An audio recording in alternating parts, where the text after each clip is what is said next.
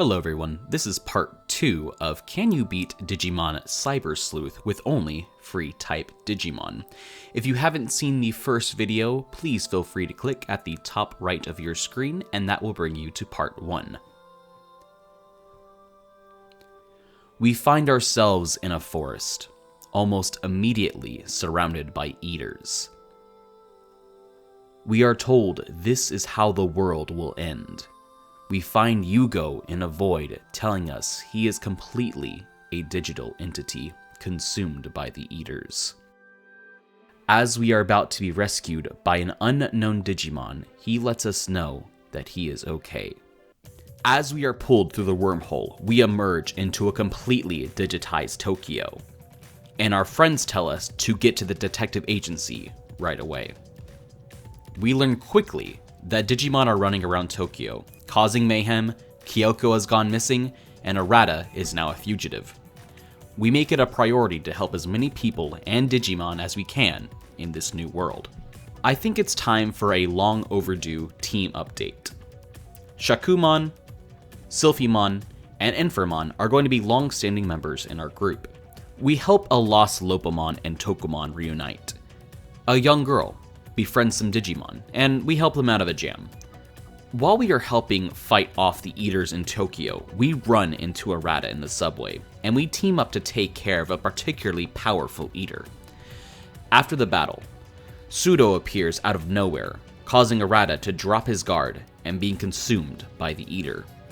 However, he is able to overpower the eater, and Arata takes a step to becoming a new creature. As we try to stop Arata from going off with Pseudo, Kyoko reappears and tells us to stop and retreat and rethink our strategy. She tells us we need to make it a priority to stop the Royal Knights trying to destroy the world by rounding up the other Royal Knights who are loyal to Omnimon and the humans. We find Magnamon, who needs a little convincing to join our side, but once he sees humans are helping Digimon, he is more than willing to help our cause. Dynasmon appears to challenge us to a fight to prove how weak humans are to Magnamon. As our fight begins, this is a good time to talk about the power spike in this part of the game. Pretty much every boss fight from here on out is tough. In almost every Royal Knight fight, they can easily take out half of my party.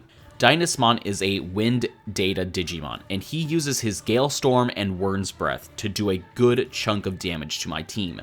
He also uses more powerful wind moves to specifically target my more weaker Digimon I have out on the field.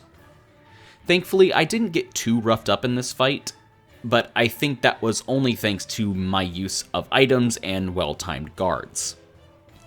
While we weren't able to put Dynasmon down, we managed to get him to flee, also scoring Magnamon as an ally. We find two Royal Knights, with Genkumon telling Hackmon he needs to defeat another Royal Knight to truly make himself worthy of his title. Genkumon tells Hackmon to defeat Banco Leomon in battle, sending him off on his task, and we catch up with Hackmon to help him out in his fight. Now, I know I said these fights are hard, but this is one of the few exceptions. Banco Leomon doesn't even touch our party until he is down to about half health, but once he is, he hits us like a truck. Using his flashy boss punch, yes, that is really what it's called, he can one-shot pretty much anyone in my party. But he is so low of health at this point that we have more than enough Digimon to take him down. With Hackmon learning the true meaning of friendship, or something, he digivolves into Jessmon, and agrees to aid us in our time of need. Yuko calls us to inform us that someone is using the Yugo account on Eden, and we need to figure out who this mysterious person is. We learn that the account has a mind of its own, and Yuko wants to delete it permanently. We team up for this fight, and it's pretty much the same strategy as last time. Watch out for the log-on ability, have your Digimon guard right beforehand, and watch out for his Infinity Cannon, then heal and repeat.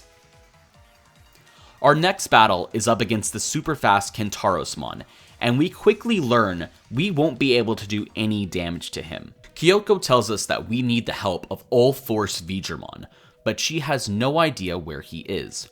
We speak to Mira in the digital lab, and she tells us he is actually in a parallel dimension, and if we want his help, we need to bring him over here.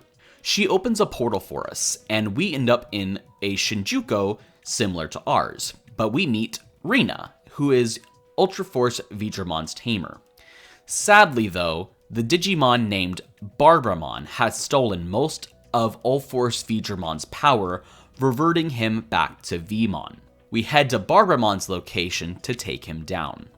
Now, Barbamon has a lot of health, and I mean a lot. He isn't really a hard fight, but he just takes a lot of resources to take down. I must have used like 15 items in our nearly 15-minute long fight to take him down, even while using some of the best Digimon I had at the time. With him defeated, we return to our universe with Rina and All-Force Vidramon ready for our rematch with Kintarosmon. While our last fight was more about chipping away at the enemy's health, that won't work here.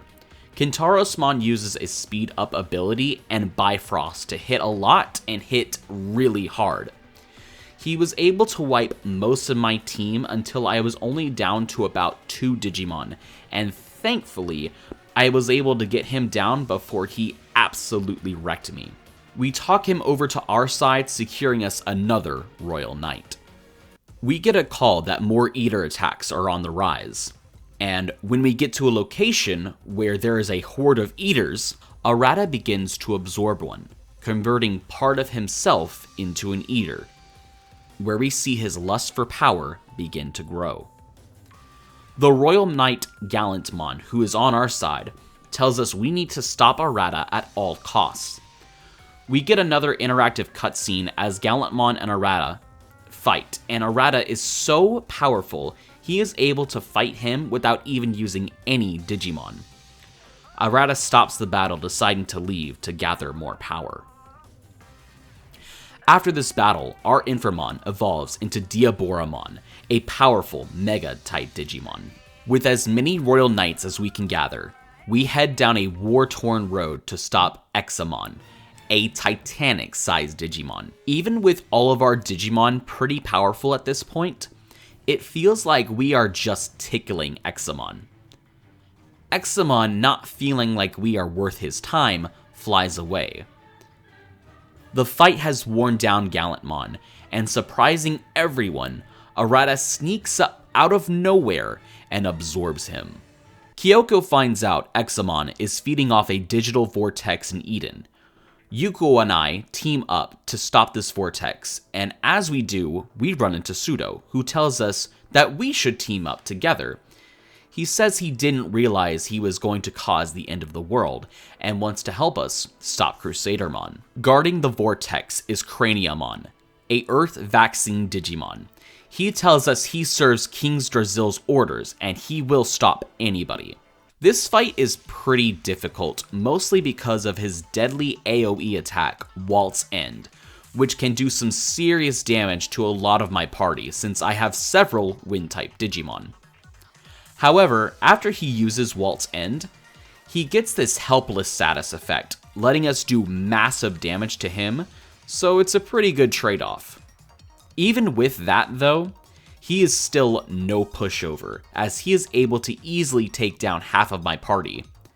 Thankfully, thanks to a good use of items, we were able to take him down after a bit of difficulty.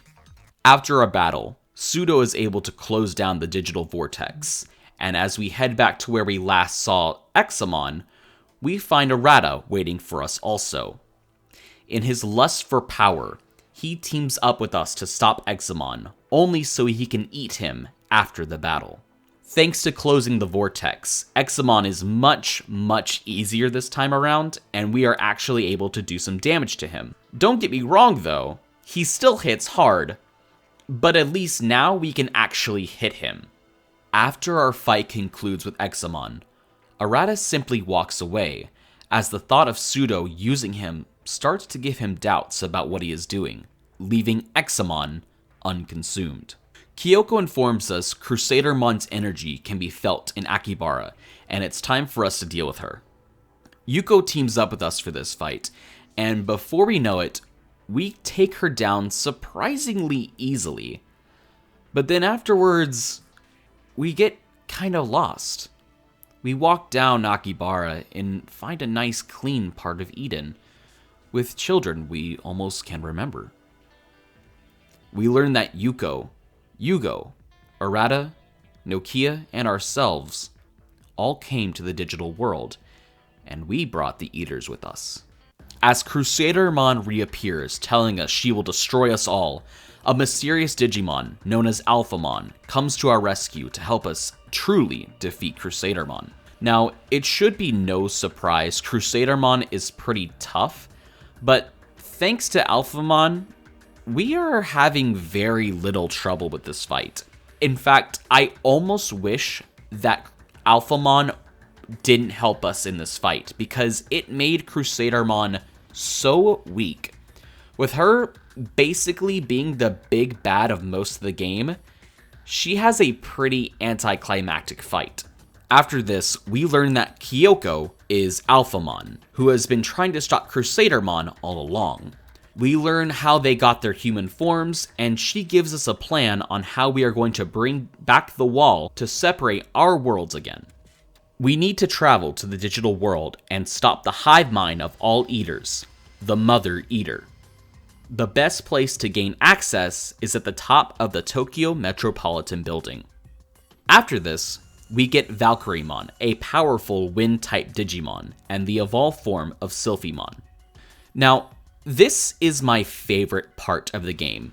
You are climbing a giant tower with big boss battles one after another while getting completely lost in a labyrinth tower. It is seriously the best. On our climb, we are able to get enough experience to evolve our Shoutmon, who we have had since pretty much the beginning of the game, to evolve into Omni Shoutmon. As we ascend the tower, we are blocked by Dynasmon, trying to put a stop to our plan. Now, because we have fought him before, we know what to look out for, which is mostly his Bifrost and Word's Breath attack. He uses a lot of AoE abilities, and is even able to heal himself, making the fight drag out for longer than it really needs to be. He really isn't even that tough at this point, even though he is able to take down a few of my Digimon. Now that most of them are so powerful, he really feels like he's just beneath us. We make our way to the top floor, where Arata is waiting for us, waiting to absorb another Royal Knight. While we try to talk him down again, he reveals he has become something else, something more, something beyond human. Our fight with a being called Arata is like most of the other ones where we only have to fight one opponent. He uses a powerful AoE attack. However, if I don't guard against this one, my Digimon are as good as dead. And on top of that, whenever he deals damage, he is able to get health back, which makes him even more dangerous. Even when I do guard, my Digimon still almost get one-shotted at times. Seriously, if it wasn't for the fact that I had a good amount of healing items on hand, I would be dead for sure. After the fight, we separate Arata from the Eaters, giving him his old body back. Leopardmon stops waiting for us, and becomes our final guard to the digital world. For as climactic as this should be, the fight with Arata was way harder. I'm talking like these should have been swapped completely, cause it would have made more sense in the story perspective too. I felt like this fight was so easy, I didn't even bother swapping around my party members. I just decided that if my Digimon fainted, they fainted, and I just hit him as hard as I possibly could. As we open the door to the digital world, all of the Eaters in Tokyo fly towards the portal to reconnect with the Mother Eater for one last battle. Before we do that though, I wanted to complete the great challenges before we actually fought the final boss, because I thought it'd be a fun thing to do since a lot of the battles to this point in the game kind of felt anticlimactic, and I wanted to see how hard it could really be. We also need to do a couple of story missions before we are even allowed to do the great challenges. So we head to Underzero to help Arata get new Digimon, and this Nightmon is pretty annoying. He doesn't hit hard, but what he does is that he hits you with a move called Berserk Sword, which has a chance to miss, but if it hits anyone on your team, even though it does 0 damage, you are dead. So what I did was, I added as many evasion equipment slots on my team as I possibly could to increase my odds of not getting touched by him. While increasing my dodge chance was a smart move, he still hits pretty consistently as he tries to increase his accuracy with a hit chance ability. Next up is our fight with All-Force Vigramon, and while this isn't listed as a great challenge, I count it as one, because they are so strong, they are able to consistently wipe my party with one move and no warning. After a few attempts, I figure out that every attack move that he uses is a physical move. So I start the fight with Omni Shoutmon, Flamedramon, and Shakumon. And while our opponent tries to attack us, I use the cross-counter ability that both Flamedramon and Omnimon have to counterattack All-Force Vigramon. And I have Shakumon on the field since he is an incredibly tanky healer. I've also given every one of these Digimon as many defense attachments as I can, and just hope for the best. However, I can't just sit here and stall him out, as once he gets low enough, All-Force Vigramon will start using his own cure ability, so we do eventually need to change our strategy a little bit. I keep up with this until I get him down to about a quarter of his health, and then after that, all I do is just use my most powerful abilities on all of my Digimon, then just hope for the best.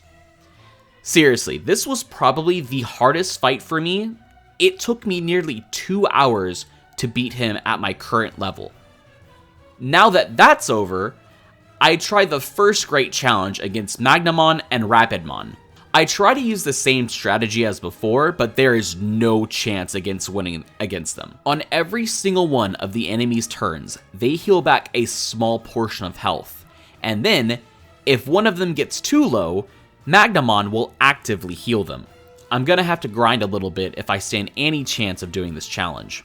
During my grind session, I forgot to record, but Shakumon evolved into Vikemon, a Mega Water-type Digimon.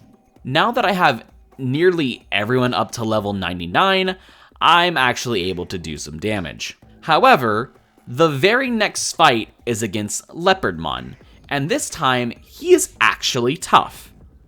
Even with most of my team in the 90s, he is crazy strong. The only Digimon that do any damage to him is Dark types, and they are my weakest Digimon, so now I need to go do even more grinding. I had 2 Diaboromons that digivolved into Armageddonmon. I thought one of them was going to digivolve into Apocalypmon, but it turns out they don't, so now I just have 2 Armageddonmons. But now that I have them, Leopardmon is much easier. We just constantly fire Dark-type moves out at him until he goes down. He does take out my first trio I sent out, but the rest of my team quickly comes in and sweeps him away. Next up is Kentarosmon and Craniamon together, and if I didn't need my team at mostly top level at first, I definitely needed them now.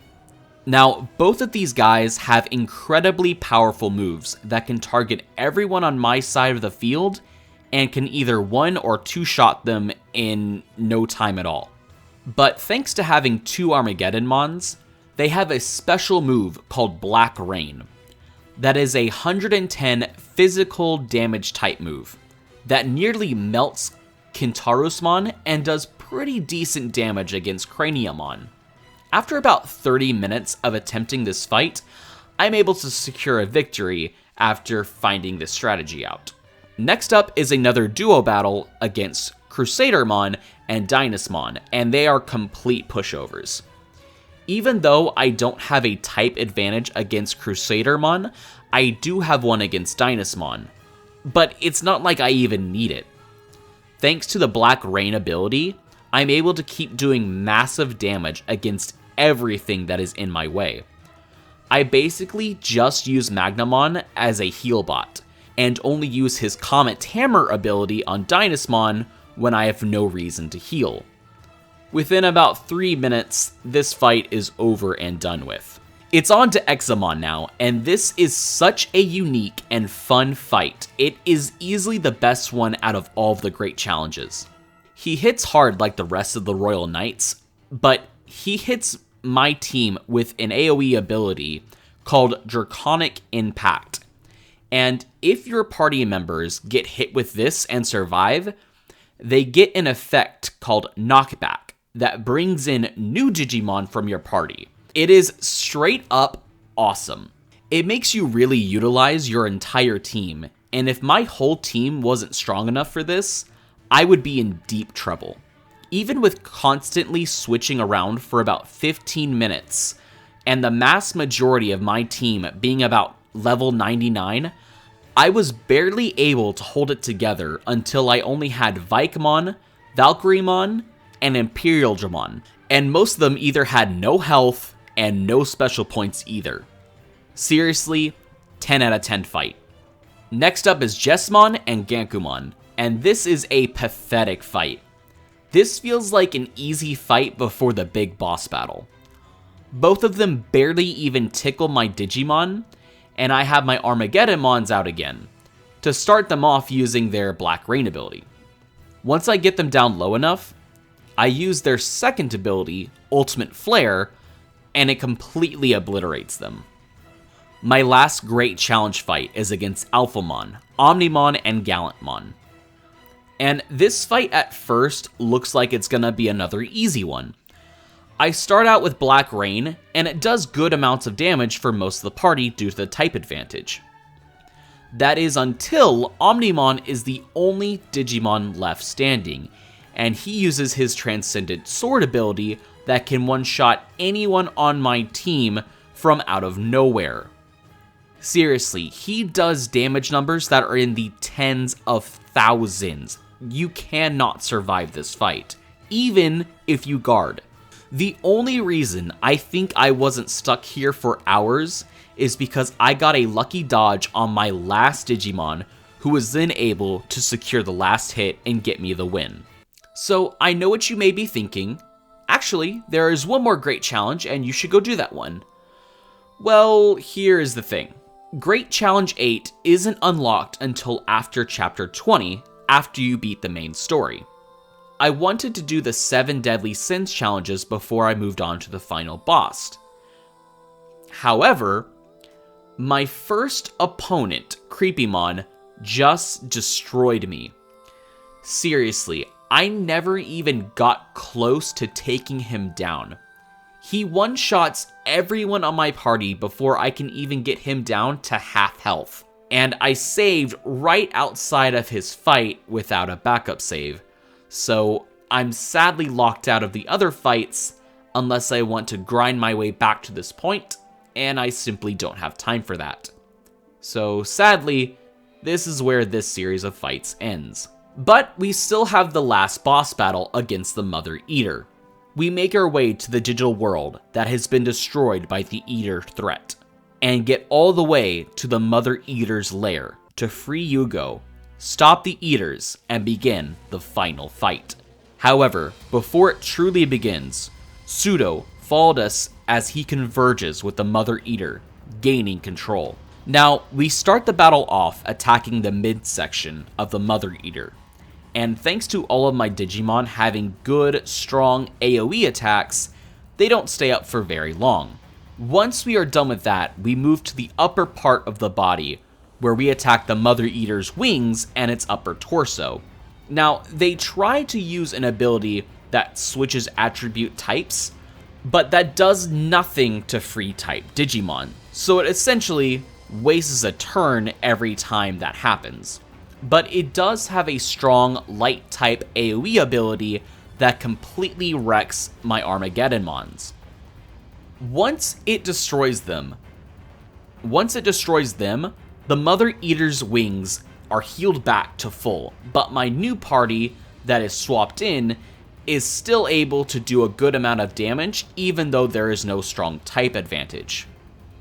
I keep on using my strongest attacks non-stop, and once all 3 parts of the Mother Eater are down to no HP, attack them all at the same time, securing the win, beating the game to say that yes, you can beat Digimon CyberSleuth with only free type Digimon. This challenge run was a ton of fun. I had so much fun playing through this. If there are any other cool ideas for this game, let me know in the comments. Until then, I'll see you guys for the next one. Take care.